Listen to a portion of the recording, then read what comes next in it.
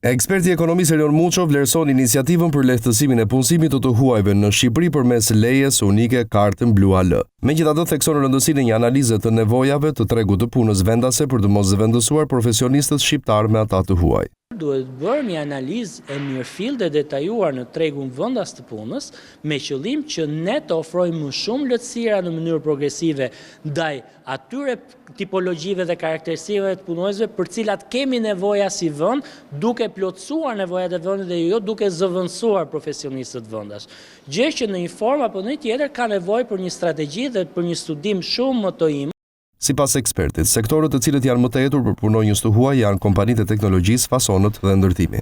Industria e turizmit që sigurisht me prezencën masive të turistëve nga gjithë bota duhet i përgjigjen si me cilësi shërbimi, ashtu me dedikim të formatit të shërbimeve që t'i përgjigjen tani më një prezencë e turistësh nga mbar bota, gjë që në një formë apo në një tjetër do t'i kushtëzojë që të marrin punonjës huaj. Sigurisht ka edhe sektorë të tjerë, kryesisht në nivel ekspertize në fushën e ndërtimit, gjë që në një formë apo në një tjetër do sillte jo vetëm inovacion. Muço thekson se pavarësisht rënies së papunësisë, sfidë për Shqipërinë mbetet punësimi i të rinjve. Nuk po e fitojmë dot sfidën për ta ulur në 20%.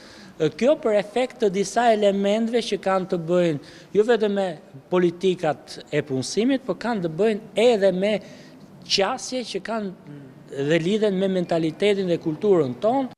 Eksperti teksa paralajmëron rritjen e kërkesës së të huajve të cilët duan të punojnë në vend, thekson se çdo vend duhet të ruajë identitetin e tij në tregun e punës.